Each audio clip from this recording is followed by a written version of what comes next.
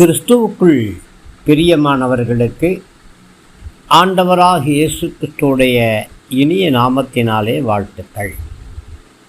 இன்றைக்கு சபையாக கூடி கர்த்தரை ஆராதிக்கிற ஒவ்வொரு தேவ ஜனங்களையும் ஆண்டவராகிய இயேசு கிறிஸ்துவுடைய இனிய நாமத்தினாலே வாழ்த்துகிறேன். தேவ கிருபையும் தேவ சமாதானமும் உங்களோடு கூட இருந்து பெருகுவதாக. இந்த நாளின் தியானத்திற்காக 1 பேதுரு 5ஆம் அதிகாரம் 7ஆம் வசனத்தை நாம் வாசிக்கிறோம். அவர் உங்களை விசாரிக்கிறவர் ஆனபடியினால் உங்கள் கவலைகள் எல்லாவற்றையும் அவர் மேலே வைத்து விடுங்கள். பிரியமானவர்களே, உங்கள் கவலைகள் எல்லாவற்றையும் இயேசு கிறிஸ்துவின் மேலே வைத்து விடுங்கள். காரணம் என்ன? அவர் உங்களை விசாரிக்கிறவர், உங்களுடைய கேர் டேக்கர். உங்கள் மேலே அக்கறையும் கரிசனையும் உள்ளவர். உங்களுக்கு சோதனைகள் வரும் என்று ஆண்டவராகிய கர்த்தர் அறிந்திருக்கிறார். கஷ்டமான காலங்கள் வரும்தான். ஆனால் அவைகளை நாம் பொறுமையோடு சகித்து கொள்ள வேண்டும்.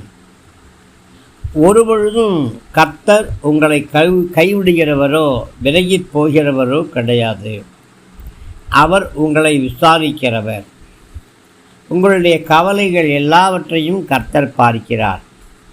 அடிக்கடி சோர்ந்து போய் கன்னத்திலே கை வைத்து அமர்கிறீர்கள் அல்லவா? அதையும் கர்த்தர் பார்க்கிறார். யாரிடத்திலும் சொல்ல முடியாத பெருமூச்சுகள் வெளிப்படுகிறதல்லவா? அதையும் கர்த்தர் பார்க்கிறார். தண்ணி இடத்துல போய் ஓன்னு கதறி அழுதணும்னு நினைக்கிறீங்க இல்லையா? அந்த கண்ணீர்களையும் கர்த்தர் பார்க்கிறார். பெருமையானவர்களே, நீங்கள் படுகிற பாடுகள் எல்லாம் அவருக்கு தெரியும். அவர் உங்களை விசாரிக்கிறவர். அதனாலே உங்களுடைய கவலைகள் எல்லாவற்றையும் அவர் மேலே வச்சுட்டு நீங்கள் அமைதியாக இருங்க. சோதனைகள் வரும், வேதனைகள் பெருகும். அதே நேரத்தில் கர்த்தருடைய கிருபை உங்களுக்கு அதிகமாக பெருகும். கர்த்தருடைய பாதுகாப்பு உங்களுக்கு அதிகமாய் கிடைக்கும். கர்த்தருடைய பராமரிப்பு உங்களை சூழ்ந்து கொள்ளும். எல்லா சூழ்நிலையிலையும் கர்த்தரை உறுதியாக பற்றி கொள்ளுங்க. உம்மை உறுதியாய் பற்றி கொள்ளுகிறவன் என்று சொல்லி உங்களை பார்த்து கர்த்தர் சொல்லுகிறார். உம்மை நம்பியிருக்கிறவர்கள் உறுதியாய் பற்றி கொள்வார்கள், உம்மையே உறுதியாய் பற்றி கொள்வார்கள் என்று வேதம் சொல்லுகிறது. பிரியமானவர்களே, உங்களுடைய கவலைகள் எல்லாவற்றையும் நீக்கி போடக்கூடியவர் ஒருவர் உண்டு. அவர் உங்களை ஆதரிக்கிறவர். அவர் உங்களை விசாரிக்கிறவர்.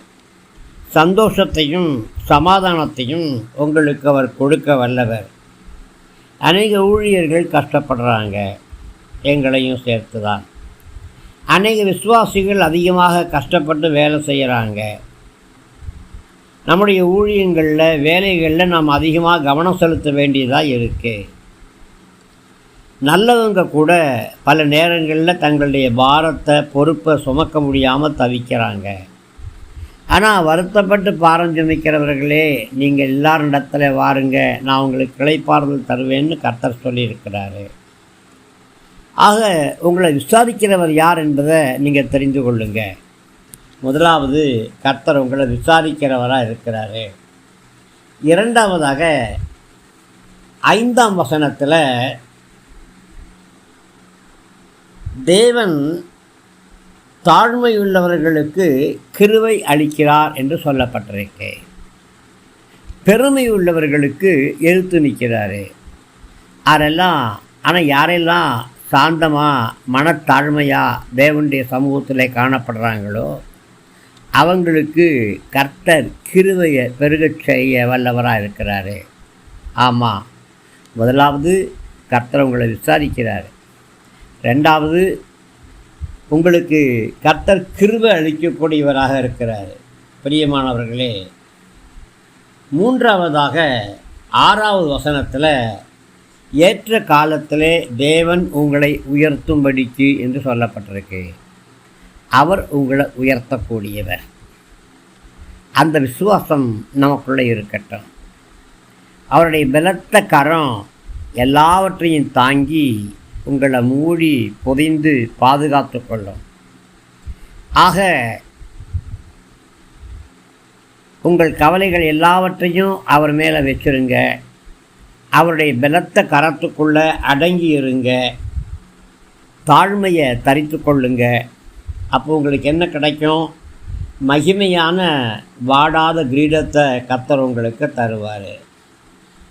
அதனால் ஆண்டவராகிய கர்த்தரிடத்தில் இந்த 3 காரியங்களையும் நீங்கள் நிறைவேற்றுங்க. என்ன நடந்தாலும் தேவனுக்கு தெரியாமல் எதுவுமே நடக்காது. அவருடைய அனுமதி இல்லாமல் எதுவுமே நடக்காது. கீழ்காற்று வீசினாலும் அவர் அனுமதியோடு தான் வீசும். பிரியமானவர்களே, எந்த அளவுக்கு நீங்கள் இடிக்கப்பட்டீங்களோ நொறுக்கப்பட்டீங்களோ அந்த அளவுக்கு நீங்கள் கனப்படுத்தப்படுவீங்க.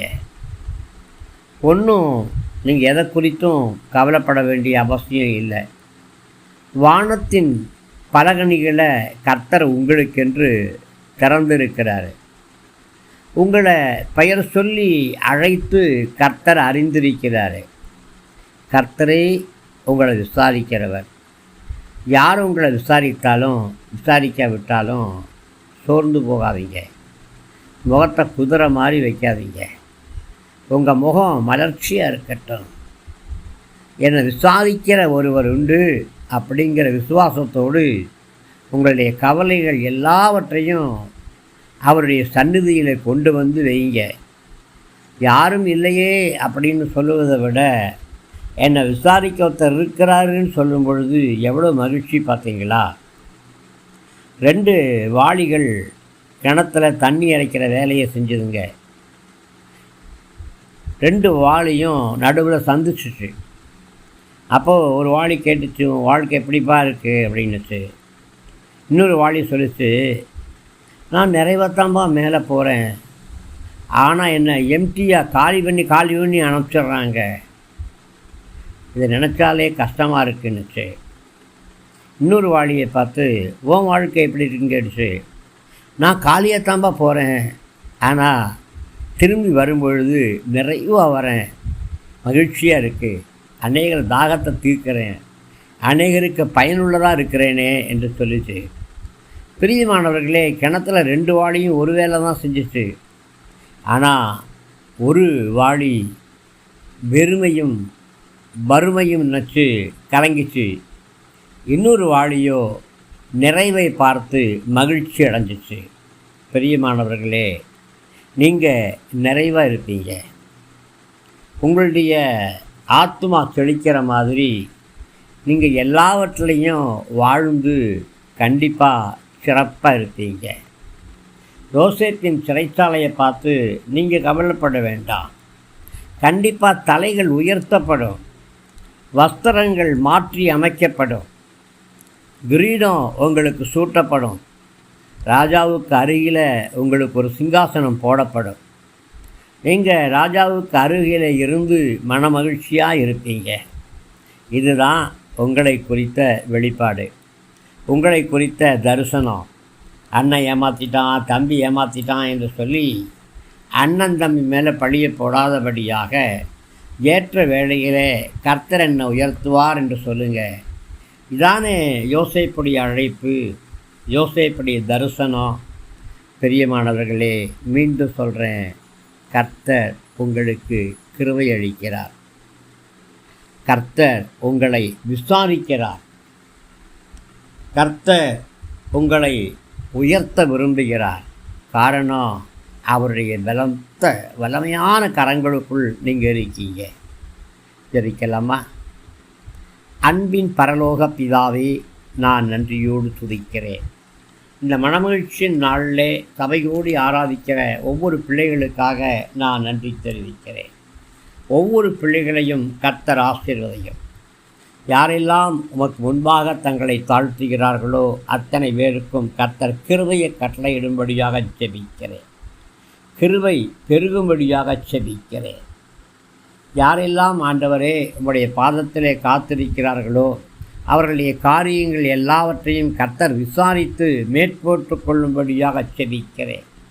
யாரெல்லாம் உம்முடைய பலத்த கரத்துக்குள் அடங்கியிருக்கிறார்களோ ஒவ்வொருவரையும் கர்த்தர் உயர்த்துவீராக. திருமண தடைகள் நீங்கட்டும். சரீரத்தில் காணப்படக்கூடிய கட்டி, இந்த கட்டியின் நிமித்தமாக வேதனைப்படக்கூடியவர்கள் கர்த்தருடைய பிரசன்னத்தினாலே பர்வதங்கள் மெழுகுபோல் உருகிற்று என்ற வசனத்தின்படியாக எல்லா கட்டிகள் காணாமல் போகும்படியாக ஜெபிக்கிறேன். அடிக்கடி வரக்கூடிய உடல் சோர்வுகள், மனச்சோர்வுகள் இவைகளை கர்த்தர் மாற்றும்படியாக ஜெபிக்கிறேன். ஒத்தாசை வரக்கூடிய பர்வதத்திலிருந்து எல்லா உதவிகளையும் அனுப்பித்தாரும். கர்ப்பத்தின் கனிகளை கர்த்தர் கட்டளையிடும். திருமணத்துக்குண்டான பண தேவைகளை சந்தியும். வேலை வாய்ப்புகளிலே பிள்ளைகளுக்கு ஆண்டவரே புதிய வேலைகளை உருவாக்கித்தாரும். வரவேண்டிய நன்மைகளும் ஆசீர்வாதங்களும் தங்கு தடையில்லாமல் கடந்து வரட்டும். குடும்பத்தில் ரட்சிக்கப்படாத பிள்ளைகள் ரட்சிக்கப்படுவார்களாக.